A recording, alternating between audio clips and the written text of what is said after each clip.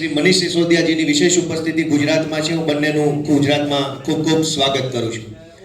આ સાથે અમારા માનનીય રાષ્ટ્રીય નેતા શ્રી ઈશુદાનભાઈ ગઢવી, માનનીય શ્રી ઇન્દ્રનીલભાઈ રાજગુરુ, માનનીય શ્રી ગુલાબસિંહજી યાદવ, તમામ ઉપસ્થિત અમારા સાથી મિત્રોનું ખૂબ ખૂબ સ્વાગત કરું છું.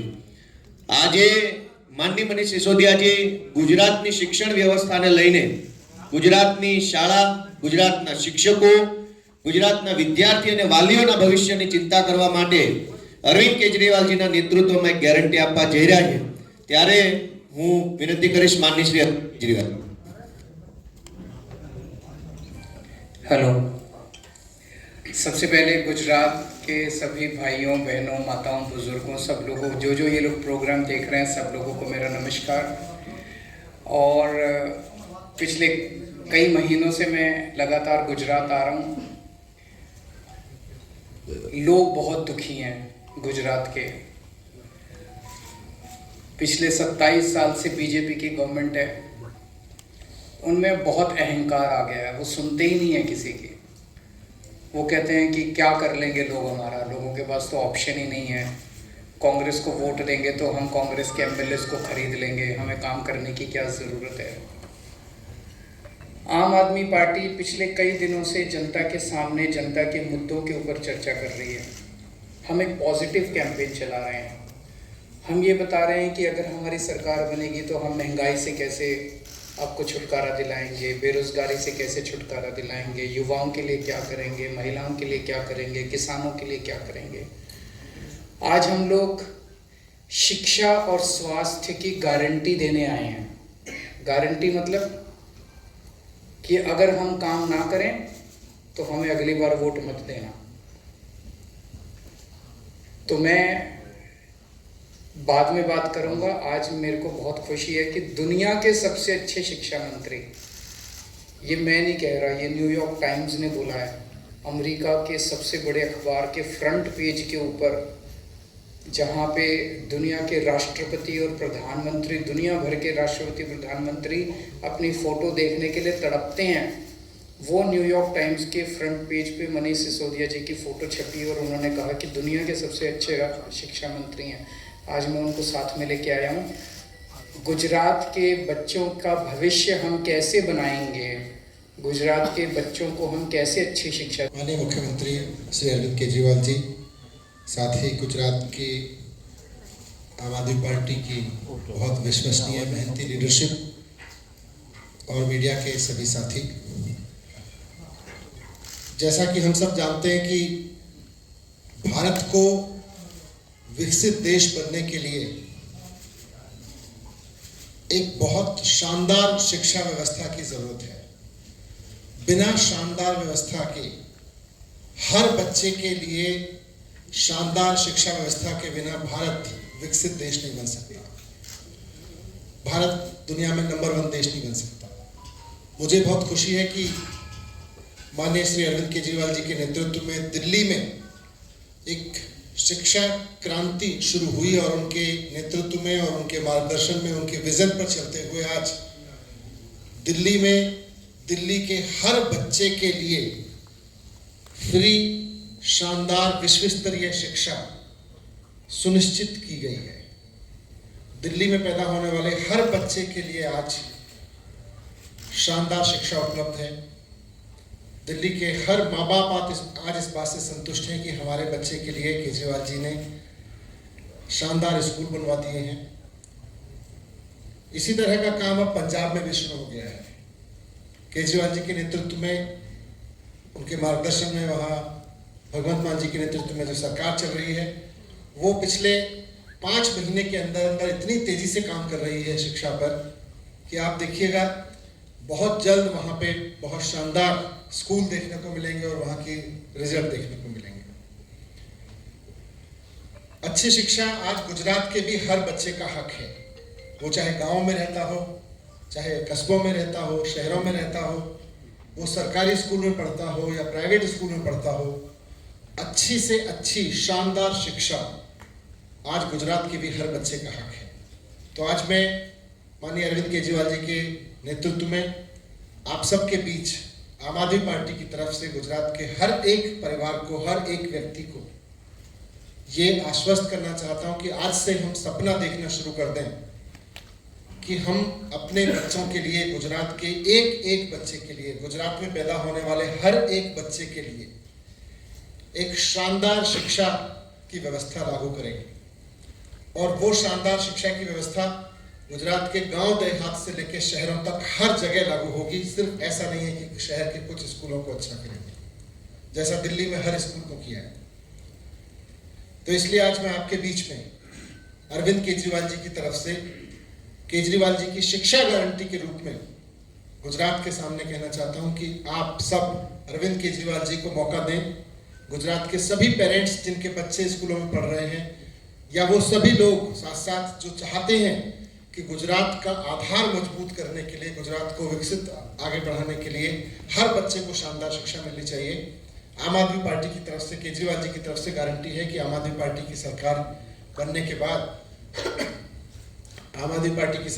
के बाद गुजरात के हर बच्चे के लिए फ्री और शानदार शिक्षा व्यवस्था गुजरात में दी जाएगी।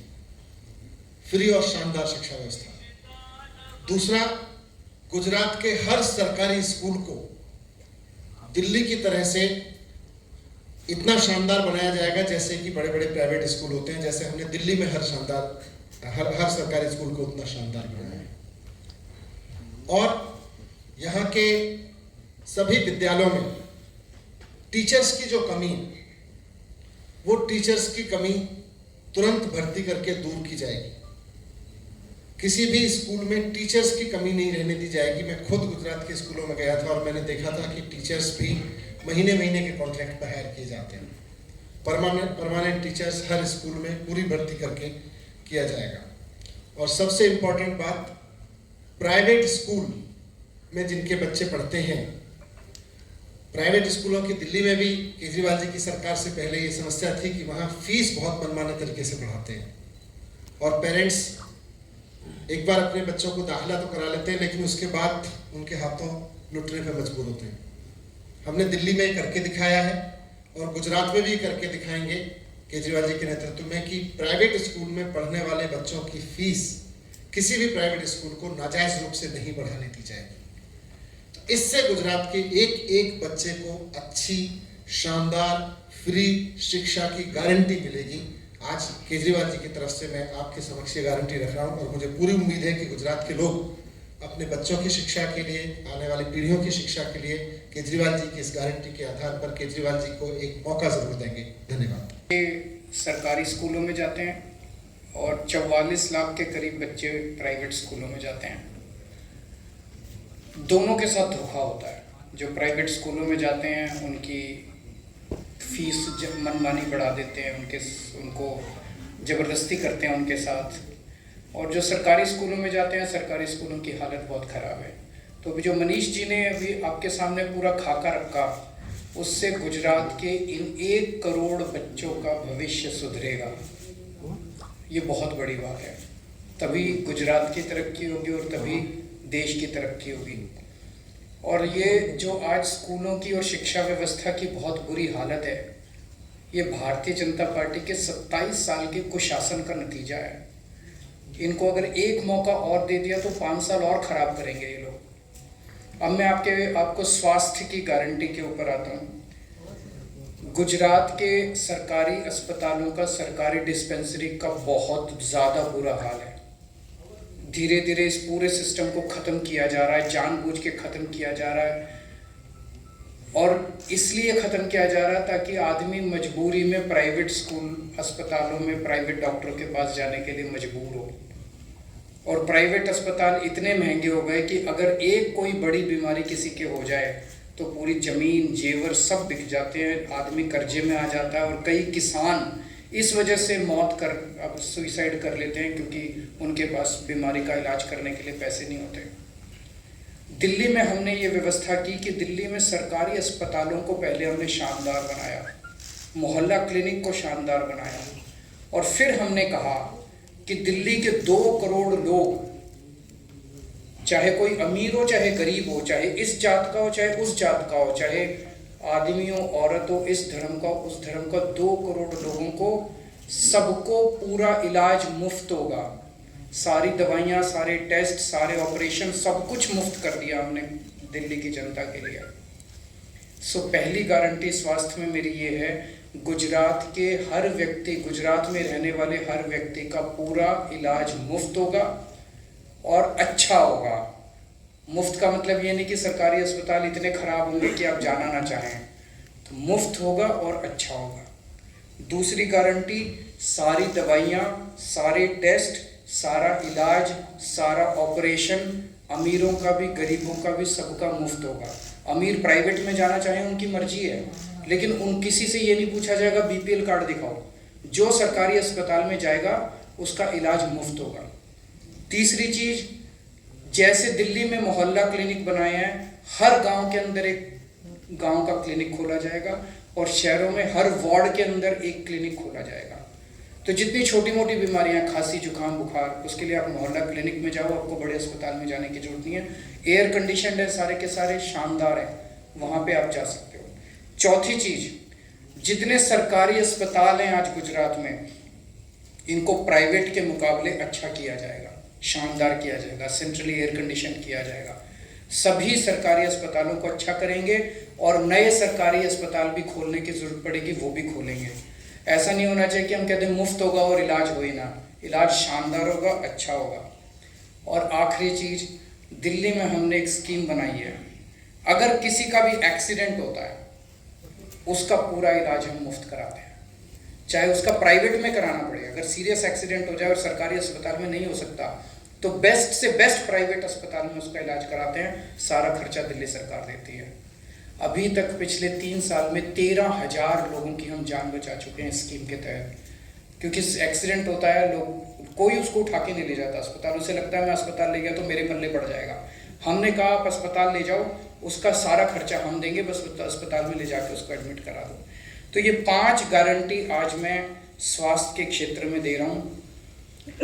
एक दो चीज़ और बात करना चाहता हूँ। अभी थोड़े दिन पहले मैं आया था, लगभग महीना 1.5 महीना पहले, तो कई सारे पूर्व सैनिक, एक्स सर्विसमैन धरने पे, प्रदर्शन पे बैठे हुए थे। तो उनकी एक डिमांड ये थी कि जो गुजरात का रहने वाला व्यक्ति सेना में शहीद हो जाता है बॉर्डर पे, तो उसको उचित मुआवजा नहीं मिलता।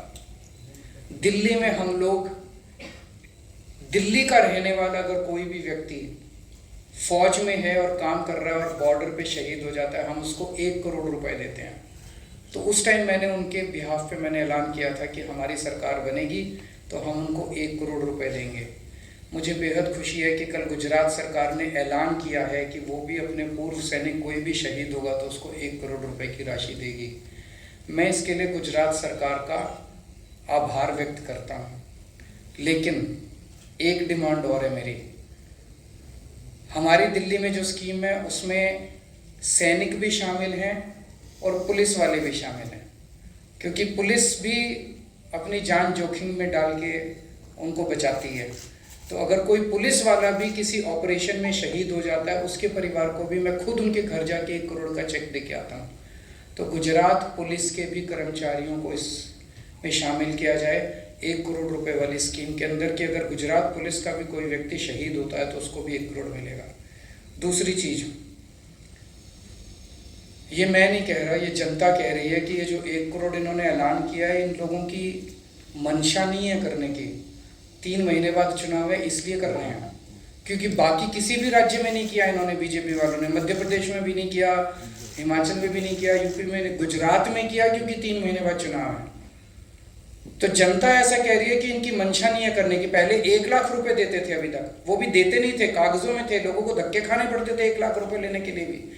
मेरा ये निवेदन है गुजरात सरकार से, अगले 10 दिन के अंदर पिछले 5 साल में जितने भी शहीद हुए हैं लोग, उनको सबको 1-1 करोड़ रुपए की राशि दी जाए, ताकि जनता को भरोसा हो कि आप देंगे, आप झूठा ऐलान नहीं कर रहे। और अगर गुजरात सरकार नहीं देती तो हमारी सरकार बनने के बाद 10 दिन के अंदर, सरकार बनने के 10 दिन के अंदर 5 साल में जितने गुजरात के रहने वाले शहीद हुए, उन सबके परिवार को हम 1-1 करोड़ रुपए की राशि देंगे। एक बात कि स्टेट ट्रांसपोर्ट के जो एम्प्लॉयज़ हैं, स्टेट ट्रांसपोर्ट में जो काम करने वाले हैं, उनकी तनख्वाह बहुत कम है। जो कच्चे कर्मचारी हैं उनकी तनख्वाह बहुत कम है। वो प्रोटेस्ट कर रहे हैं, वो बहुत ज़्यादा कंडक्टर हैं, ड्राइवर हैं, वो बहुत ज़्यादा दुखी हैं, मेरे से मिलने के लिए आए थे। मैं ऐलान करता हूं कि हमारी सरकार बनने के 1 महीने के अंदर उनकी जितनी मांगें हैं वो सारी मांगें पूरी की जाएंगी।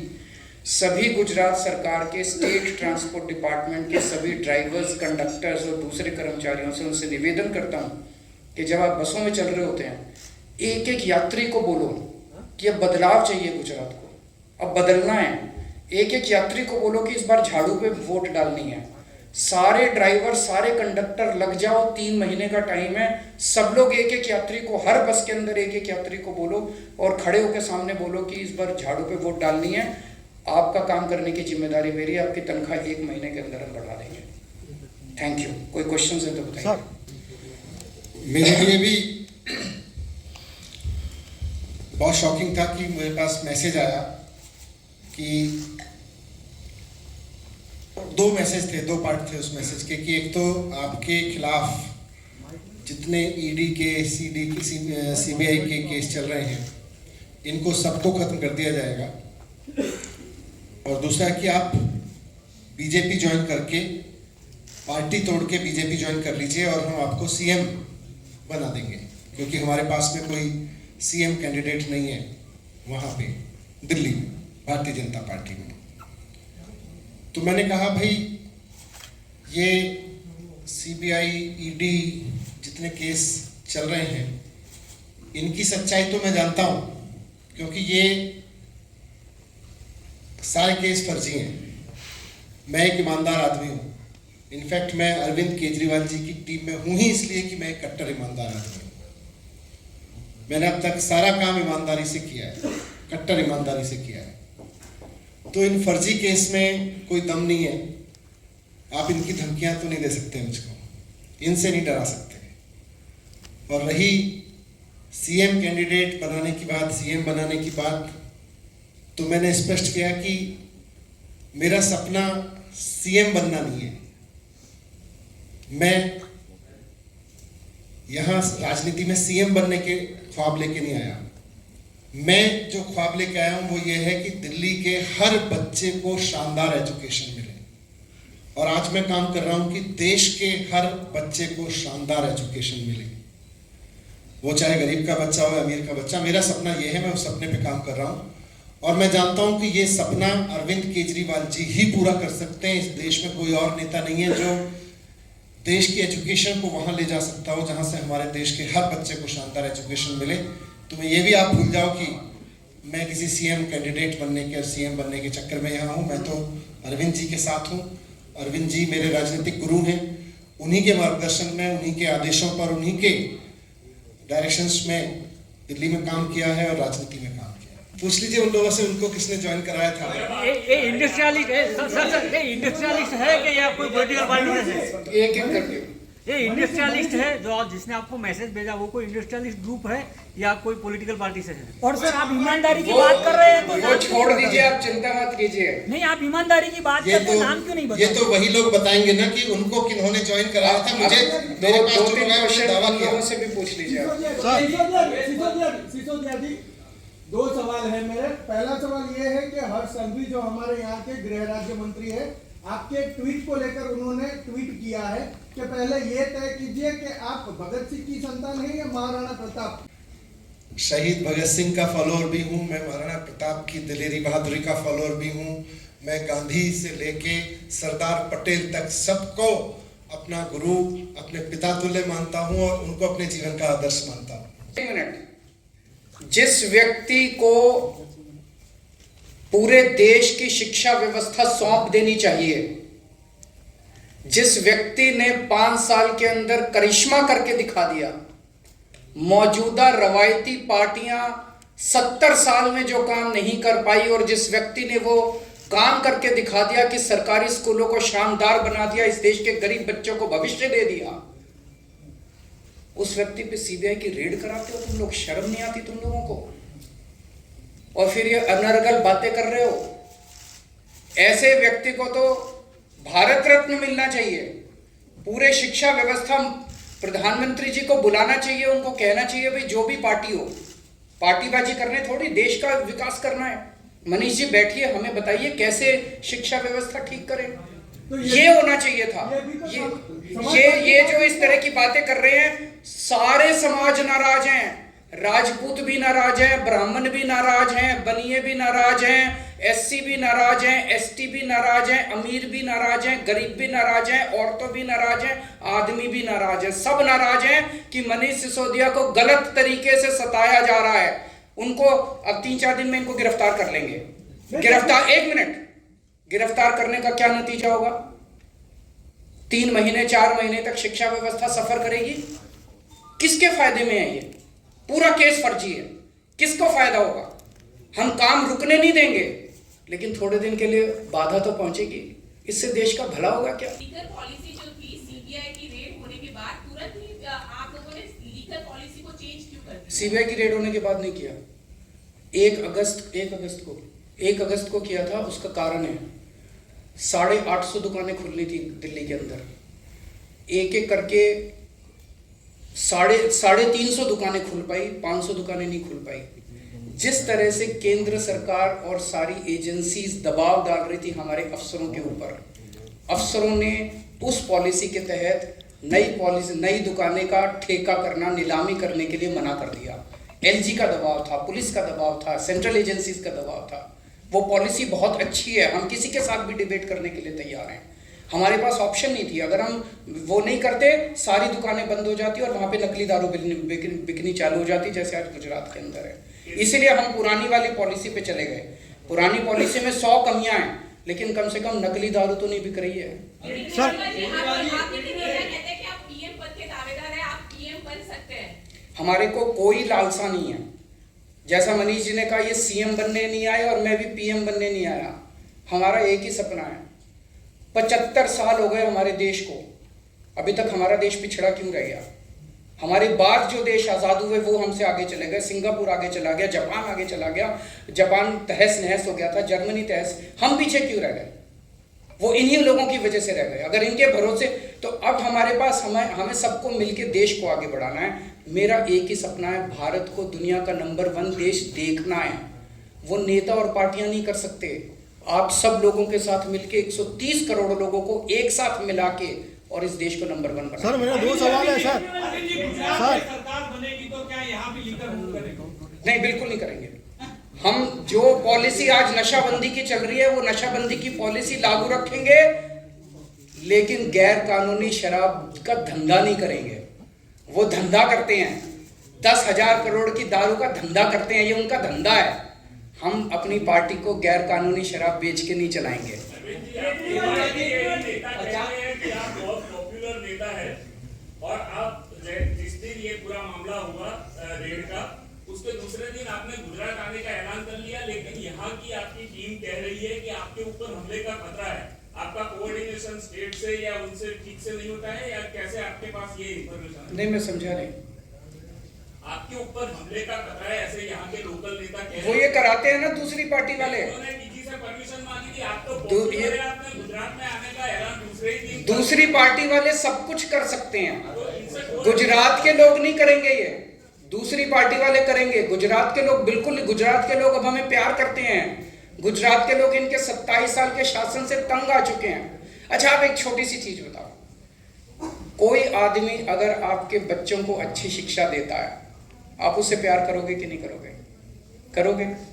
कोई अगर आपके परिवार का अच्छा इलाज करा देता है, आप उससे प्यार करोगे कि नहीं करोगे? कोई कहता है मैं आपको 24 घंटे बिजली दूंगा, मुफ्त बिजली दूंगा, ये तो करते नहीं है सब। मैं करता हूं, तो मेरे से क्यों नहीं प्यार करेंगे गुजरात के लोग यार?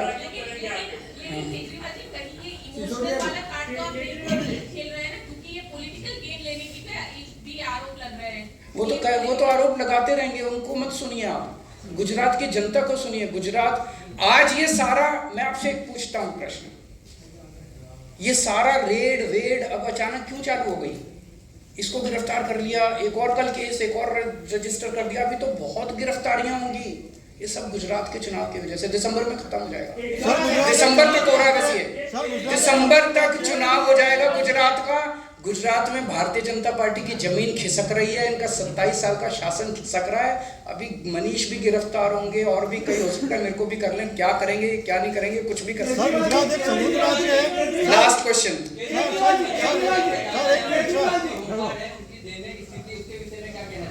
होमगार्ड्स की जितनी भी मुद्दे हैं, होमगार्ड्स की जितनी भी समस्याएं हैं, उन समस्याओं को मैं आश्वासन देता हूं कि सरकार बनने के 1 महीने के अंदर हम पूरा करेंगे। होमगार्ड से भी मेरा निवेदन है, जम के प्रचार करें, आम आदमी पार्टी की सरकार बनाएं, आपके मुद्दों का सर एक लास्ट क्वेश्चन,